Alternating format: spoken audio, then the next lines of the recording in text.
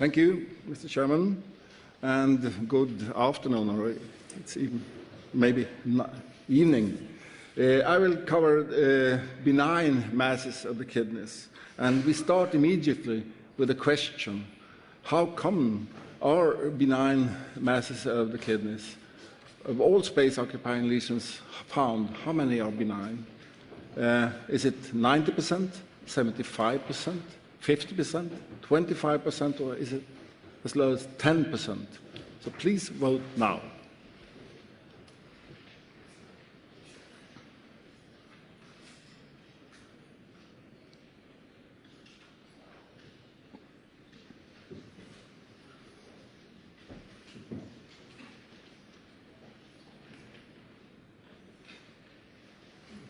Good.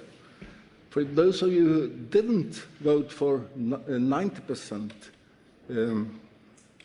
what is this? It's a simple cyst with CT and ultrasound, and this is the most common. More than 90% of all masses in the kidney are simple cysts.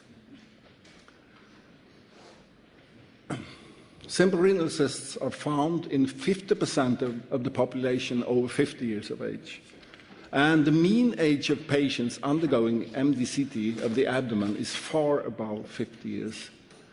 And finally, the number of MDCT examinations of the abdomen is rapidly increasing. So we will find a lot of cysts, and most of them are benign.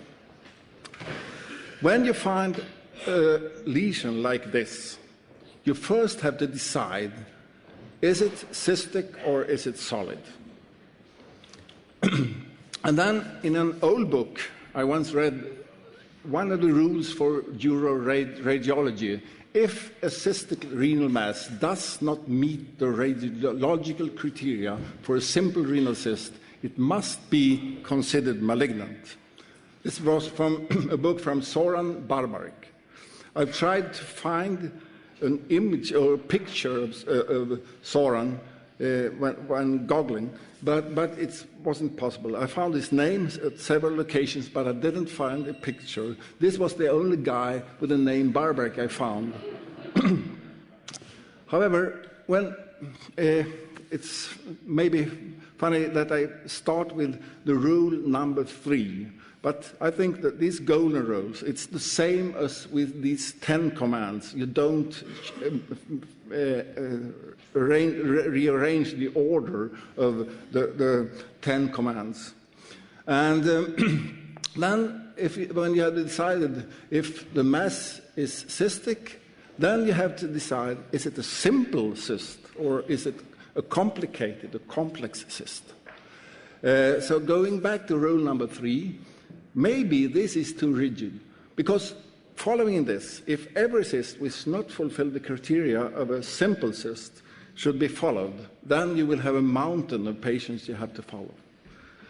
The guy who came up with the solution in '86 was Martin Bosniak. He came up with a classification system of renal cysts, and I will use some words about this. According to Bosniak classification, there are 4 different categories of cysts. And the first category, 1, it's the benign, uncomplicated simple cyst.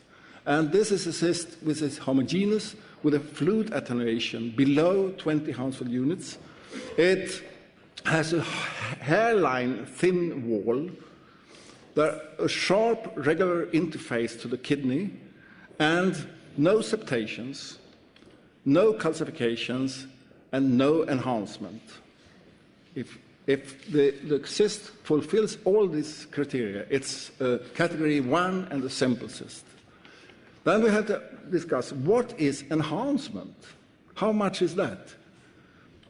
The attenuation has to increase with, how much do you think?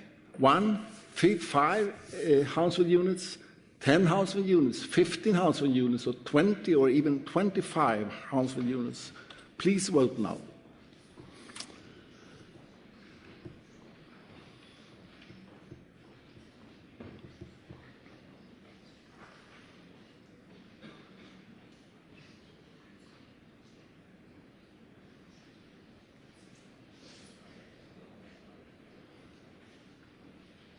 So, no consensus. And I have to tell you that there is no consensus. But the majority of urogenital radiologists today thinks that the attenuation has to increase with at least 20 Hounsfield units. But I have to tell, there is no consensus. It depends on the size and so on. You have to use your imagination. What shall we do with a Bosniak category 1 cyst? Nothing. Ignore it. Leave it. Going to the next category, number 2, minimally complicated cysts, probably benign. It has all from category 1, but a few hairline thin septa or fine calcification in the periphery or in the septa, and also hyperattenuating cysts belongs to category 2, and hyperattenuating cyst is a cyst with a density of more than 20 Hounsfield units. Then the cyst should be not larger than 3 centimeters, and 1/4 of the cyst wall should be outside the kidney. Then, if this is true, it's a category 2 cyst. What to do with the category 2 cysts? Follow up after 6 months, and if unchanged, you can leave the patient. With hyperattenuating cysts, you can choose another direction. You can use ultrasound in some instances instead of follow-up. And it's true for cysts that measure between 20 and 40 Hounsfield units. It's protein in the cyst which will raise the attenuation, and at ultrasound it will look as any simple cyst with no echoes. But cysts with an attenuation above 40 Hounsfield units are likely to be hemorrhagic and will be complex at ultrasound. So it's no use to go on with ultrasound if you measure, for example, 50, 55 Hounsfield units. Then you have to follow it with a follow-up after 6 months. Going to category 3, with possible malignancy. Then it's a cyst with one criteria of the category 2 does not apply. For example, thickened walls or septa, more than 1 millimeter. If there are larger calcifications, if there are inhomogeneity in the cyst. For category 3 cysts, which are possibly malignant, the course of action is resection if not contraindicated. However, surgical removal of all category 3 masses ensures that cancers are not missed. But going to the literature, we find that the prevalence of malignancy among resected category 3 lesions has ranged between 31 and 100%. So, up to 69% of patients undergo surgery unnecessarily. What did Bosniak do? Some years ago, he introduced a new category, 2F, to solve this problem. And 2F, F means follow. And it's cysts which cannot be considered benign without a longer observation time. Slightly more complicated than category 2. For example, multiple hairline thin septa. To be category 2, it's just the maximum number of septa is 2. But here is more septa. Minimal smooth thickening of the wall or all the septa. And it may contain thick, irregular calcifications. No enhancing soft tissue components still. The course of action for category 2F, it should be followed up after 6 months and then yearly for at least 5 years. Finally, category 4, which are probably malignant cysts. It's cysts with an irregular, ill-defined margin or base and cysts with a solid component in the cyst that enhances, no matter how small that solid component is. So it enhances when injecting contrast material. As soon as you see an enhancing part of the cyst, it is category 4. And the course of action in this category 4 is resection. So now we do some practice. This was an 83-year-old male with a prostate cancer, and an IVP was performed. And the question was obstruction. And here is the image from the IVP. And you can see calcifications here outside the collecting system within the kidney. Calcifications is up to 30% of renal cell carcinomas are calcified, while only 1 to 2% of the cysts contains calcifications. So this is a CT image of the same patient. You see the calcifications here. And what is this? Is it a category 1? Is it 2, 2F, 3, or 4? Please vote now, and you need this.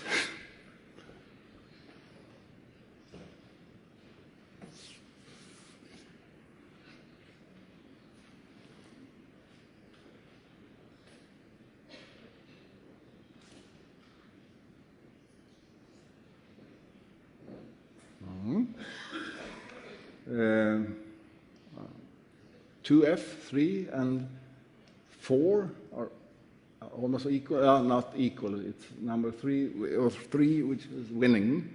If we look, this is an old image, as you can see from the lines here in the image.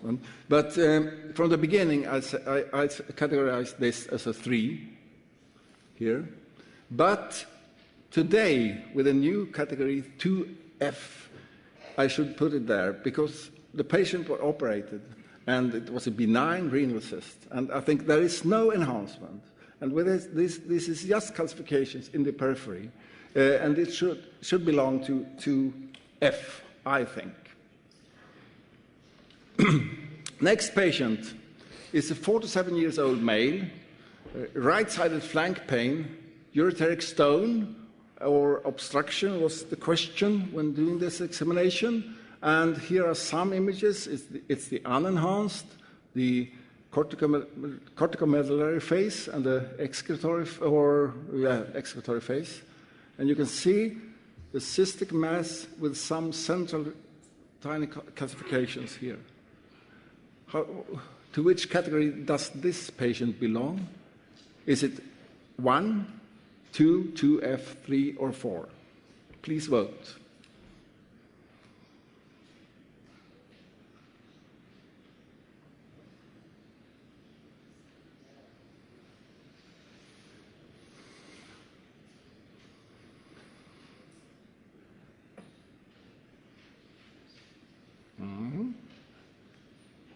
I think it's just tiny septal calcifications here. There is some enhancement, as you can see here. No, something happened with this image. In this image.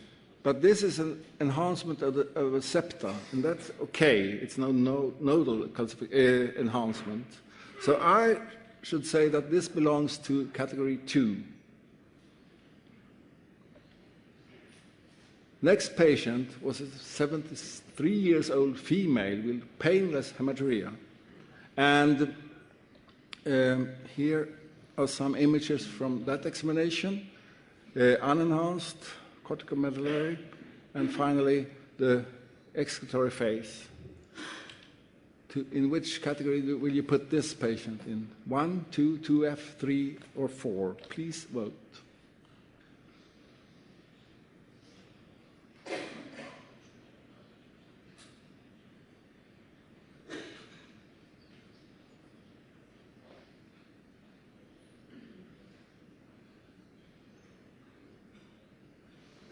Yeah, almost 63% think it's a category 4. if we look at the images again and see here, there is an enhancement in the margin here of the lesion. So it's definitely a category 4 lesion. And we put it there. And most of you did. And after surgery, it was a renal cell carcinoma, clear cell type. Next case, a 45-year-old male with painless hematuria. And you see 2 images from that examination with this dense in the cysts and the periphery of the kidney. And in which category will you put this one? Is it 1, 2, 2F, 3, or 4? Please vote.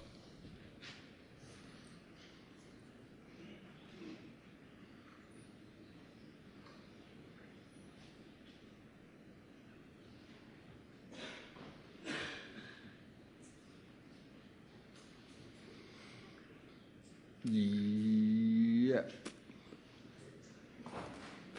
Only 52%. What is it? It's a high attenuating cysts in the periphery of the kidney. So I should definitely say it's a 2.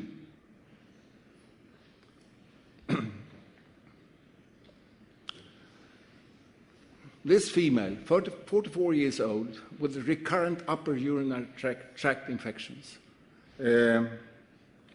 She was examined with CT, and you see here is one cystic lesion with a calcification here, and here is another low attenuating cyst, or what is it? Please shows category. Is it 1, 2, 2F, 3, or 4? And vote now.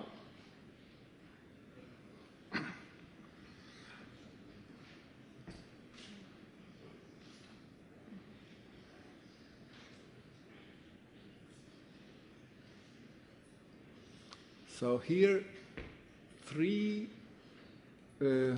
2F, almost 60% of you thinks it's a 2F. So, but remember, everything which looks like a cyst in one single image is not a cyst. What we did, we injected contrast material, and first I should also put this into 2F, but then we injected contrast material, and there is an enhancement here and here. And what's happening? Is it a 4? No. What is the diagnosis? Is it a chronic pyelonephritis? Is it a vascular abnormality? Is it a calyceal cyst? Is it a simple renal cyst? Or is it a complicated cyst? Please vote.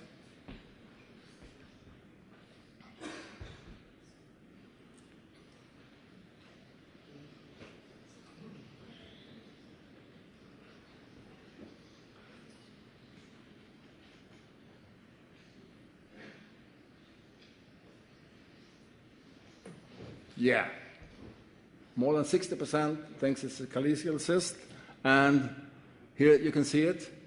Here is the collecting system, and this is the calyceal cyst. This is a calyx. The patient has upper urinary tract infection, and so this is a chronic pyelonephritis with a reduction of the parenchyma and this change of the calyx. But that thing was a cyst with a stone within the cyst. And that often happens. This 48-year-old female, she had fever and abdominal pain, and we performed a CT examination. Here is a lesion in the upper pole of the kidney with some calcifications. And is it cystic or solid was the first question. It is cystic. It has an attenuation of 16 Hounsfield units. And we injected contrast material.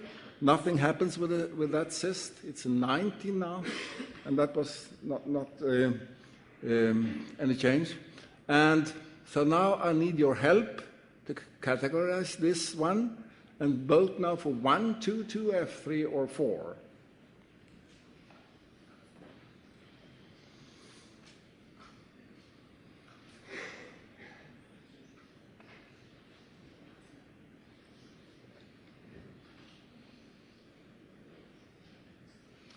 So most of you think it's category 2, and a cyst with a wall calcification.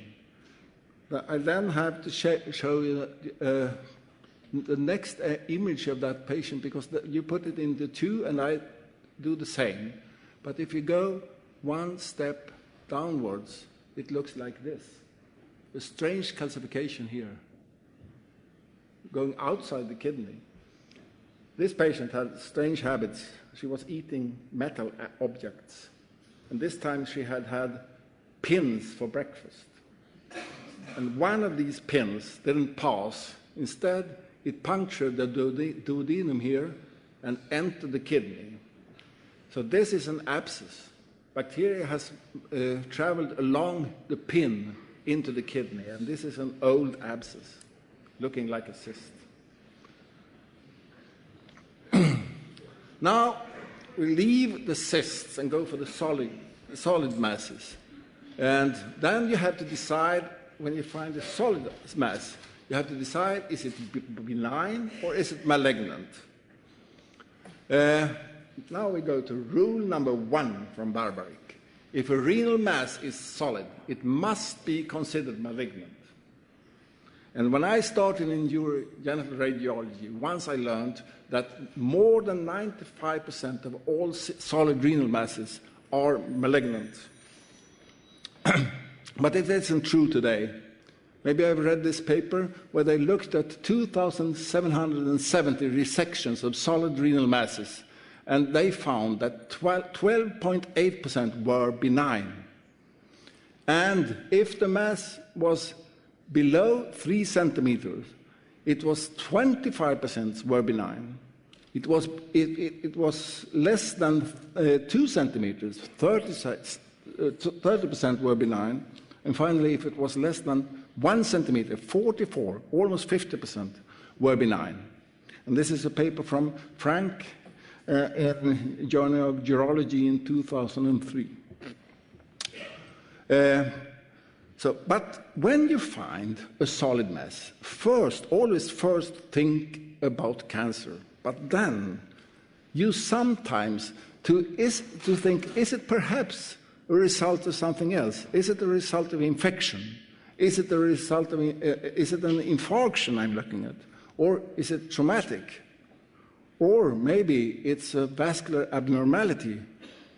And finally, is it a pseudotumor? There is a number of instances simulating a mass in the kidney. Rule number 5, renal pseudotumors may be differentiated from neoplasm in most instances. I don't go deeper into this, but so you have to divide into benign, malignant, and also think about pseudotumors. This patient, a 34-year-old female with known stone disease, recurrent upper urinary tract infections, and since 4 days, fever and left-sided flank pain, and the CT was performed, and it looks like this. And when you have this finding, it looks very similar to what Henrik Thompson showed in the last lesson. But here is a mass with irregular, it's inhomogeneous. But you have this thickening of the Gerota's fascia, and you have this perirenal stranding. And with a history and this picture, this is not a tumor. It's not a cancer. It is abscess in the kidney, and this is infection. There is a number of benign renal neoplasms, and some are more common, some are very rare, but it is only one tumor which can be characterized by CT immediately. And which one is this? Is it angiomyolipoma, oncocytoma, multilocular cystic nephroma, reninoma, fibroma, leiomyoma, nephrolemoma, or hemangioma? Please vote now.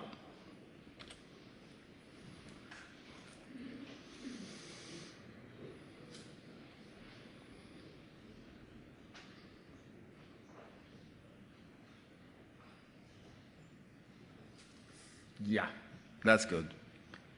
More than 80% thinks it's angiomyolipoma, and the correct answer is angiomyolipoma. I have some statements about AML, and you should answer right or wrong. Now it's easy, 50% chance. All AMLs can be characterized by MDCT. Is it right or wrong? Please vote.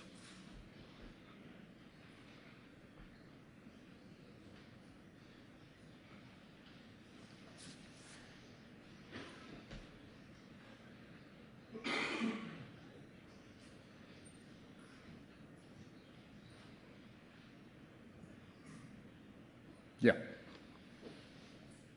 Almost 90% thinks it's a wrong statement, that statement is wrong. And it's correct, it's wrong. 90 to 95% of the AMLs contains fat, which can be detected with MDCT if you use thin slices. But 5 to 10%, you can't detect the fat. The presence of fat in a tumor is the characteristic signature of an AML. But it can differ how much of the tumor is fat. This is almost only fat in this tumor, while in this, it's only small deposits of fat within this mass. But both are angiomyolipomas. And remember, 5 to 10% you can't say.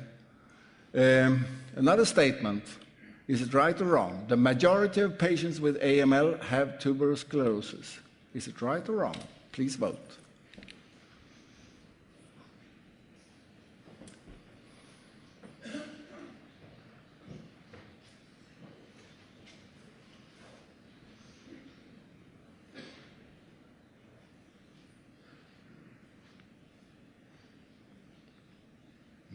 Even that statement you think was wrong, and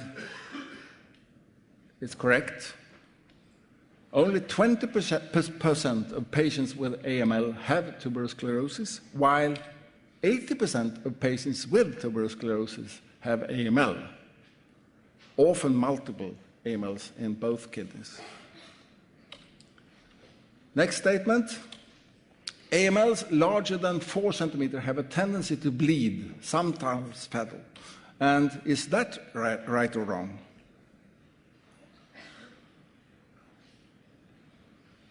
No.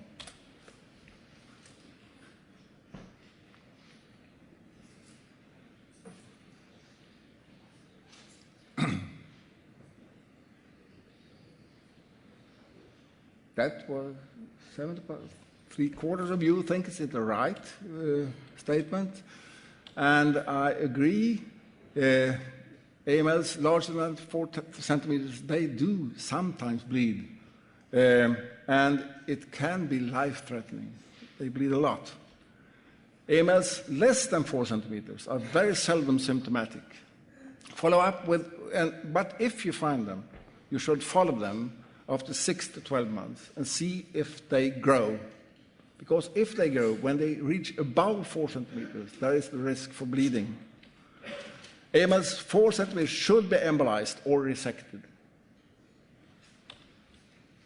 Here is a 76-year-old female. She had an impaired renal function and was in dialysis. And now she entered the hospital with abdominal pain, blood pressure 70/50, HB 73. So she was bleeding. And this is a CT examination of her. It's a small kidney here on the left side. But where is the kidney here on the right side? Maybe here or and it's blood of different age. It must have been bleeding over some time because it's not fresh bleeding. And I found an old image some years earlier of the same patient. And here is the reason why she is bleeding. Here you see an angiomyolipoma here in the upper pole of the kidney, or lower pole, sorry. And that tumor is now bleeding. And it should have been embolized at this time when it was found. Why are they bleeding? Some angiomyolipomas, they have small microaneurysms in the vessels here, and one of these aneurysms may rupture, and then you will have this bleeding. Some words about oncocytoma. This is what we say a typical oncocytoma, with a central fibrosis with a wheel shape here, very, very typical. And they might be very, very big. But here, which one of these two tumors is an oncocytoma? Which one is benign? Do you think it's the left one or the right one? Just press 1 or 2. Please vote.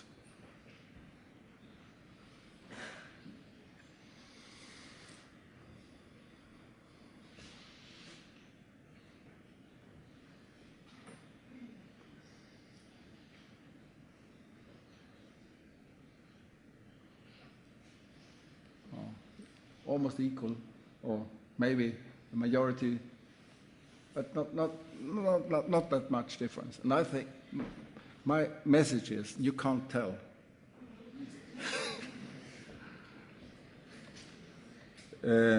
But in this case, this was an oncocytoma, and this was a renal cell carcinoma. Rule number 4 from Barbaric. The presence of an oncocytoma may be suggested, not diagnosed, on an MD-CT examination. There are more renal cell carcinomas simulating an oncocytoma than there are real oncocytomas around us.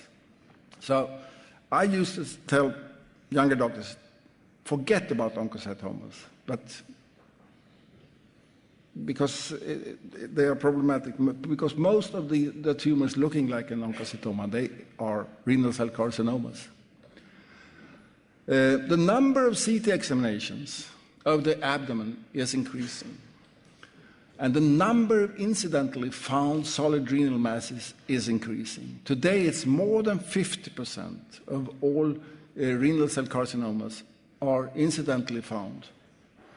And 25% of solid renal masses are less than 3 centimeters are benign.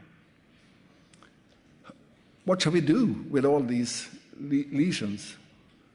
Should we use watchful waiting for the small lesions? Should we biopsy them?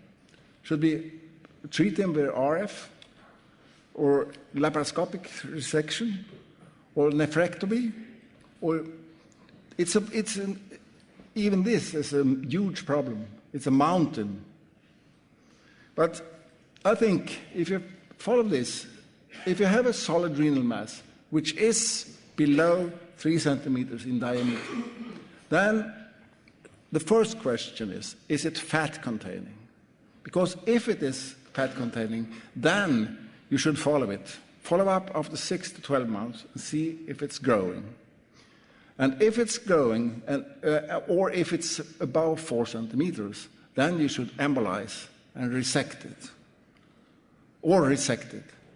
While if there is no fat in this lesion, then and the patient is below 70 years, then I think you should biopsy the tumor or the lesion to get an answer. Is it benign or malignant?